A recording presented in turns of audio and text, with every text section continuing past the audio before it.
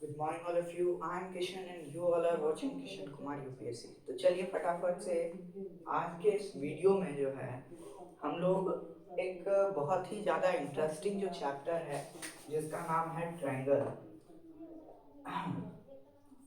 Triangle का part 1 आप लोगों को हमारे ही वीडियो पे देखने को मिल जाएगा, चिंता मत करो। पार्ट 1 आप लोगों के पास है। आज हम लोग पार्ट 2 के साथ यहाँ पर कुछ लोग जो कि मेरी वीडियो को रेगुलर देखते होंगे, वैसे तो बहुत कम ही लोग देखते हैं, मुझे ऐसे उनको कौन सपोर्ट करता है, लेकिन जो भी करता है सपोर्ट, अगर जो भी देख रहे हैं मेरे वीडियोस को, तो उनको पता होगा कि पार्ट 1 जो है ऑलरेडी आ चुका है और पार्ट 2 अभी मैं आपको बताने जा रहा हूँ। इस बीच में हो सकता है कि थोड़ा देर हो गया हो, लेकिन चलो कोई बात नहीं। अब ज़्यादा बातचीत नहीं, पार्ट 2 के साथ हम लोग शुरू कर लेते हैं।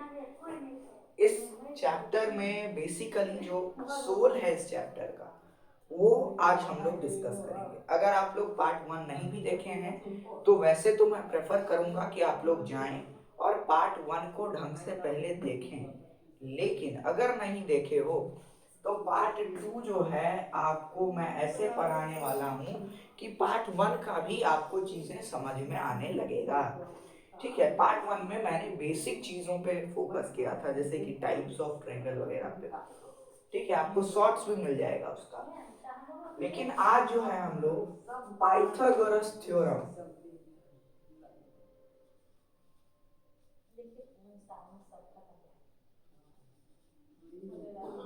पाइथागोरस थ्योरम, ठीक है, पाइथागोरस थ्योरम और पाइथागोरस पाइथागोरियन ट्रिपलेट, इन दो चीजों के बारे में बात करेंगे। मतलब आज जो है ना हम लोग सोल के बारे में बात करेंगे। आज जो सोल, सोल मतलब होता है आत्मा।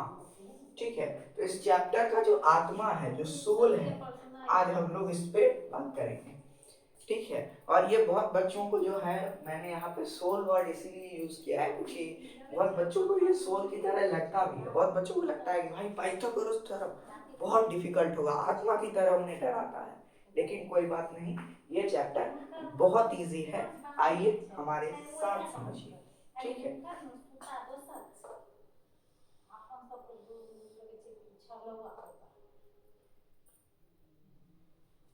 अब देखिए पाइथागोरस थ्योरम की जब बात आती है ना, तो हमें ये ट्रायंगल याद आता है। क्यों ये ट्रायंगल याद आता है? क्योंकि पाइथागोरस थ्योरम जो है, ये इंसान थे पाइथागोरस, इनका पूरा जीवन ही इस ट्रायंगल पे बीत गया। ठीक है, जिसका नाम है right angle triangle, right angle triangle. ठीक है, ये जो है ये एक राइट एंगल ट्रायंगल है। इस राइट एंगल ट्रायंगल में बेसिकली क्या होता है कि एक जो एंगल होगा वो 90 डिग्री होगा और ये सबसे बड़ा एंगल होगा। और ये चीज आप लोग क्लास 10th में पढ़ोगे कि जो सबसे बड़ा एंगल होता है उसका जो अपोजिट साइड होता है वो सबसे बड़ा साइड होता है। तो यहाँ इस जो ट्रायंगल है इसका इसका ये वाला साइड 90 है। ठीक, तो मतलब ये इस ट्रायंगल का सबसे बड़ा साइड है। क्यों है वो मैंने एंगल्स ऑफ प्रॉपर्टी में आप लोगों को समझा दिया है। नहीं समझ में आया है तो शॉर्ट्स में भी होगा, कहीं ना कहीं जाकर देख लो, नहीं तो आज फिर मैं शॉर्ट्स अपलोड कर दूंगा। ठीक है, तो इसके जो अपोजिट में होगा वो सबसे लॉन्गेस्ट साइड होगा किसी भी ट्रायंगल का, तो इसको कहा दिया जाता है हाइपोटेन्यूस, हाइपोटेन्स। ठीक है, हाइपोटेन्स इसको कहा जाता है। अब देखिए बेसिकली ये माना जाता है, वैसे क्लास 7th की लेवल से अगर मैं बताऊं तो ये BC जो है बेस है और PA जो है परपेंडिकुलर है, अगर मैं बेसिक चीजें बताऊं तो। लेकिन मैं मानता हूं कि वो चीज सीख ही लेना अच्छा है जो कि आगे हम लोग करने वाले हैं। ठीक है, अगर मैं आगे जाकर के लॉ करने वाला हूँ तो क्यों ना अभी से ही मुझे कॉन्स्टिट्यूशन के कुछ रूल्स पता हो, क्यों ना अभी से ही मुझे फंडामेंटल राइट, फंडामेंटल ड्यूटी याद हो, है ना, क्यों ना अभी मुझे स्केड्यूल क्या होता है उस बारे में पता हो। तो वैसी ही चीज मैं यहाँ पर भी अप्लाई करने वाला हूँ। मैथ जो है एक ऐसा चीज है जो कि हर एक के लाइफ में यूज होगा। ठीक है, तो इसीलिए मैं बताना चाहूंगा कि क्यों इसको बेस करते हैं और क्यों इसको परपेंडिकुलर करते हैं। देखिए माना जाता है कि इसका जो अपोजिट होता है वो हाइपोटेन्स हो गया, मतलब एक साइड गया। जिस देखो अब ये जो एंगल है, ये एंगल किसी दो के मतलब दो लाइन के बीच में बनेगा। तो जो दो लाइन बनेगा उसमें से एक को बेस कह दिया गया है, बेस, और एक को कह दिया गया है परपेंडिकुलर। परपेंडिकुलर इसी को एल्टीट्यूड भी कहा जाता है, एल्टीट्यूड।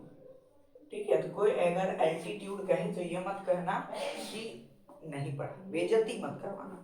ठीक है, इसी को एल्टीट्यूड भी कहा जाता है, परपेंडिकुलर भी इसी को कहा जाता है। अब टोटल इसी ट्रायंगल के ऊपर जो है ना, एक पाइथागोरस नाम के इंसान थे, एक मैथमेटिशियन थे। उन्होंने जो है एक थ्योरी दी है कि भाई कभी कभी ऐसा होता है ना कि मैं जो हूँ, मान लीजिए मैं पतंग उड़ा रहा हूँ और पतंग मैं उड़ा रहा हूँ और एक टावर पे जाकर के फंस गया। मान लो ये टावर है, यहाँ से मैं पतंग उड़ा रहा हूँ, ये यहाँ जाकर के फंस गया। अब मुझे निकालना होता है कि भाई हम कितना दूरी ट्रेवल करेंगे। तो ये चीज मैं कैसे निकालूं? तो क्या करेंगे, सिंपली कुछ नहीं करेंगे, हमको दो चीज पता होना चाहिए जिससे कि हम निकाल सकते हैं कि हम कितना दूर चलेंगे जो हमको अपना पतंग मिल जाएगा।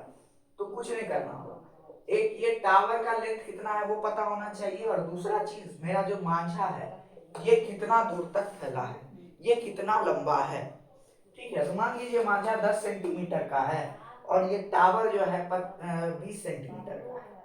ठीक है, तो अब इजीली निकल जाएगा कि हमको यहाँ से यहाँ तक का कितना डिस्टेंस ट्रेवल करना होगा। तो इसी चीज पे बेसिकली जो बेसिक चीजें हैं, जो मेन कहानी है इस पाइथागोरस थ्योरम के पीछे, वो चीज मैं आपको बता रहा था। अब इन सारी चीजों का तो अभी खैर कोई मतलब है नहीं, लेकिन फिर भी एक मस्ती के लिए, रिलेटिंग करने के लिए, मैथ भी एक कहानी, हर एक चीज एक कहानी है। आप हिस्ट्री पढ़ो वो भी कहानी है, आप ज्योग्राफी पढ़ो वो भी कहानी है, आप सिविक्स पढ़ो वो भी कहानी है, आप मैथ पढ़ो वो भी कहानी है, साइंस पढ़ो वो भी कहानी है, उसके भी पीछे कुछ ना कुछ लॉजिक होगा। ठीक है, तो बस एक कहानी बनाने के लिए मैंने आपको कहा। अब देखिए पाइथागोरस क्या कहते हैं, वो कहते हैं कि जो साइड वन का स्क्वायर होगा, साइड वन का स्क्वायर होगा प्लस जो दूसरे साइड का स्क्वायर होगा वो बराबर होगा इस हाइपोटेन्स के स्क्वायर के, हाइपोटेन्स के स्क्वायर के बराबर होगा। मतलब ये जो है इसका स्क्वायर इसके स्क्वायर और इसके स्क्वायर को सम करने के बाद निकल जाएगा। ठीक है, अब एक क्वेश्चन हम लोग लेकर के देखते हैं, उसके बाद एक ढंग के लेवल का भी क्वेश्चन हम लोग करेंगे। ठीक है, चिंता मत करो, लेकिन वो चीज शॉर्ट्स में करेंगे। ठीक है, ताकि आपको जल्दी से कैप्चर हो जाए, बाद बाकी अभी हम लोग काम कर रहे हैं। अब देखो एक क्वेश्चन है, ये है राइट एंगल ट्रायंगल। ठीक, इसमें जो ये है ना, ये मैं इसको नाम दे रहा हूँ ए बी एंड सी। ठीक, नाम दे दिया मैंने ए बी एंड सी। ए और बी का जो ये है वो 20 सेंटीमीटर है। ठीक, बिल्कुल 20 सेंटीमीटर है। बी और सी का जो लेंथ है वो 10 सेंटीमीटर है। ठीक, 20 सेंटीमीटर और 10 सेंटीमीटर। तो बताओ कि हाइपोटेन्स कितना होगा? कुछ नहीं करेंगे, वही वाला चीज लगाएंगे। ए बी का जो स्क्वायर होगा, ए बी का जो स्क्वायर होगा वो बी सी के स्क्वायर के बराबर होगा। क्या बोला क्या बोला क्या बोला मास्टर ने, क्या बोला क्या बोला मास्टर ने? चलो अभी बताते हैं, चलो। ए और बी का जो स्क्वायर होगा और बी और सी का जो स्क्वायर होगा वो बराबर होगा ए और सी के स्क्वायर के। किसके बराबर होगा? ए और सी के स्क्वायर के बराबर होगा। ठीक है, ए और बी कितना है? ए और बी कितना है? 20 सेंटीमीटर है। मास्टर अंधा तो नहीं है, इस चीज को चेक कर रहा था। बी और सी कितना है? 10 सेंटीमीटर है। कितना है? 10 सेंटीमीटर है। वो बराबर किसके होगा? तो इसके बराबर होगा ए और सी के स्क्वायर के बराबर होगा। अब ए और सी स्क्वायर लिखने में लेंदी जिसको लग रहा है वो इसको एक्स स्क्वायर भी मान सकते हैं, मानने में कोई बुराई नहीं है। हम ये भी मान सकते हैं कि कल आप प्रेसिडेंट बनोगे, हो सकता है बन भी जाओ, हो सकता है बन भी जाओ, हम ये भी मान सकते हैं कि अगले आने वाले 5 साल बाद जो है 5-5 प्रेसिडेंट होंगे। मानने में क्या है, बहुत कुछ मान सकते हैं, वैसे इसको एक्स भी मान सकते हैं। अब 20 का स्क्वायर कैसे निकलेगा भाई साहब, यहाँ तो सुनते के साथ ही आत्मा का याद आ जाता है, अब डर लगेगा। नहीं, अब डरने की कोई बात नहीं। 20 का स्क्वायर देखो कैसे निकलेगा, ऐसे लिखो 20, 20 ऐसे लिखो 20, ऐसे ही लिखते हैं ना, कुछ और लिखते हैं क्या, ऐसे लिखते हैं, ऐसे ही, चलो ऐसे ही लिखते हैं। 0 का जो स्क्वायर है वो क्या होगा, 0 होगा, बिल्कुल 0 होगा। 2 इंटू 0 0 होगा, 0 इंटू 2 वो भी 0 होगा, और 2 का स्क्वायर होगा 4। तो 20 का स्क्वायर क्या हो जाएगा बाबू लोग, 400 हो जाएगा। नहीं समझ में आया, नहीं समझ में आया, चलो लग रहा है ना गलत है, गलत है, चलो करके देख लो। 0 2 0 से 0 0 तो 2 जो 4 0 4 लो, 400 400 बराबर होते हैं ना, मैं कहीं गलत तो नहीं हूँ, 400 400 बराबर होते हैं ना, ऐसा तो नहीं है कि ये 400 और ये 400 अलग अलग है भाई, नहीं ना, तो ऐसे ही निकलता है स्क्वायर। अब आओ आगे भी हम लोग स्क्वायर बहुत सारा निकालेंगे तो आ जाएगा आप लोगों को, ऐसे शॉर्ट्स में भी मैं डाल दूंगा, ठीक है। अब 10 का स्क्वायर कैसे निकलेगा, 10 का स्क्वायर, तो 0 का स्क्वायर मैंने क्या बताया, पहले इसका स्क्वायर निकालेंगे, इसका, तो 0 का स्क्वायर मैंने क्या बताया, 0 होगा। 0 इंटू 1 इंटू 0 कितना होगा, 0 होगा। 0 इंटू 2 कितना होगा, 0 होगा, तो लिख लो। 1 का स्क्वायर कितना होगा, तो 1 होगा, तो 10 का स्क्वायर कितना हो गया, 100 हो गया।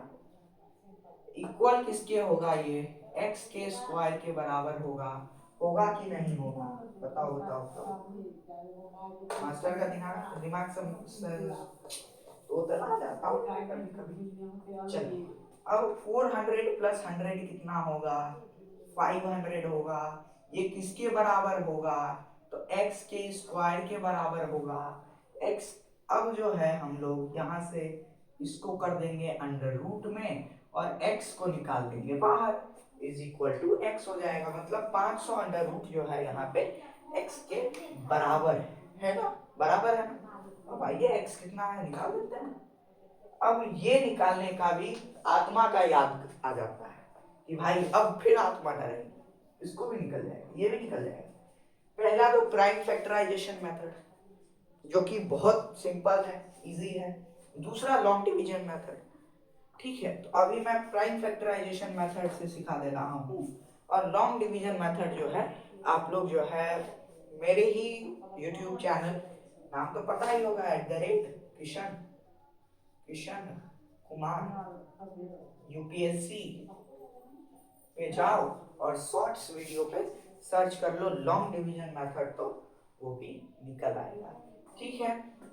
अब 500 का प्राइम फैक्टराइजेशन करता हूँ मैं, तो 2 से पहले लगाता हूँ 2 2 जा 4 2 5 जा 10 0 2 1 जा 2 2 जा 4 2 5 जा 10 5 5 जा 20 5 1 जा 5।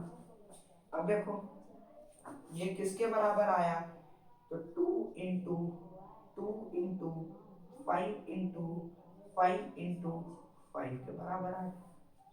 अब क्या करेंगे कि पेयर बना लेंगे, इस 2 का एक पेयर, इस 5 का एक पेयर। अरे भाई साहब ये 500 तो परफेक्ट स्क्वायर है ही नहीं, परफेक्ट स्क्वायर है ही नहीं। क्यों, कैसे नहीं है परफेक्ट स्क्वायर, क्योंकि यहाँ पर 5 एक एक्स्ट्रा आ गया, तो ये तो परफेक्ट स्क्वायर है ही नहीं।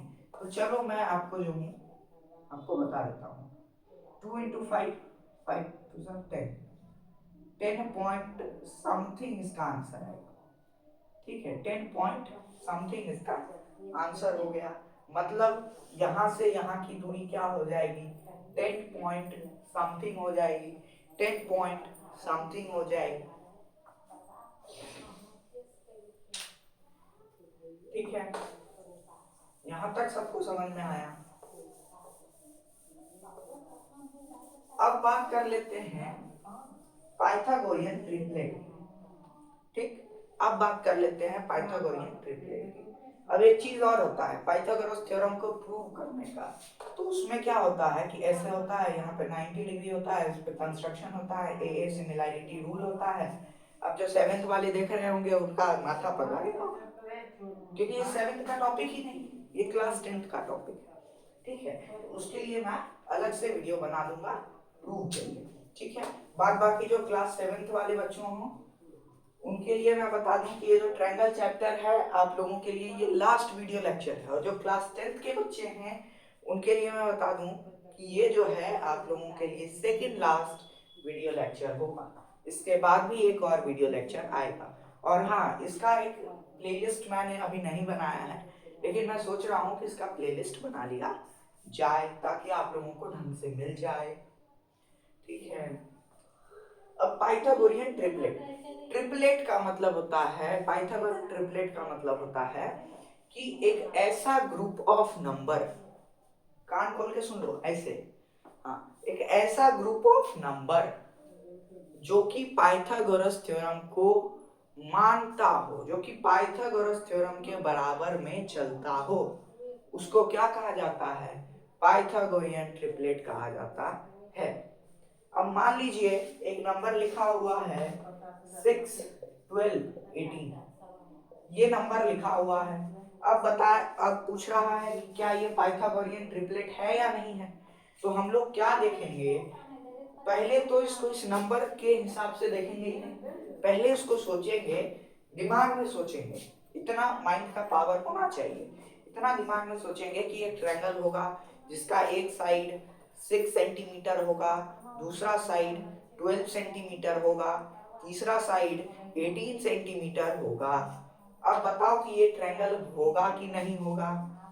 ठीक है, तो देख लो मैंने क्या बताया था, जो हाइपोटेन्स होगा वो सबसे बड़ा होगा, जो हाइपोटेन्स होगा वो सबसे बड़ा होगा। तो इन सारे नंबर में सबसे बड़ा नंबर कौन सा है?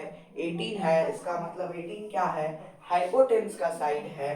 तो 6 का स्क्वायर जो है प्लस 12 का स्क्वायर जो है वो 18 के स्क्वायर के बराबर आना चाहिए। है बात की नहीं है? 6 का स्क्वायर हो जाता है 36, 12 का स्क्वायर निकाल लो, वैसे तो 144 होता है लेकिन निकाल लो। 12 का स्क्वायर ऐसे लिख देते हैं स्क्वायर, पहले इसका स्क्वायर निकालते हैं, 2 का स्क्वायर 4 निकलता है, फिर इन तीनों को मल्टीप्लाई कर देते हैं, 2 1 जा 2, 2 2 जा 4, 4 हो गया, 1 का स्क्वायर 1 होता है, तो आंसर आ गया 144 इज इक्वल टू कर देंगे 18 का स्क्वायर क्या होता है निकाल लीजिए, 8 का स्क्वायर होता है 64, 4 हाथ में 6 आ गया, कैरी 6 हो गया। ठीक, अब इधर 8 1 जा 8, 8 2 जा 16, 17 18 19 20 21 22 हो गया, 22 का 2 हो गया, हाथ में 2 हो गया, 1 का स्क्वायर 1 आएगा और प्लस 2 3 3 2 4 3 2 4 के बराबर होगा। अब देख लो 144 प्लस 36 क्या 3 2 4 के बराबर आ रहा है? अगर आ रहा है तो मुबारक हो, ये आपका एक ट्रायंगल बन सकता है। और अगर नहीं आ रहा है तो इस साइज का कोई ट्रायंगल नहीं फॉर्म हो सकता है।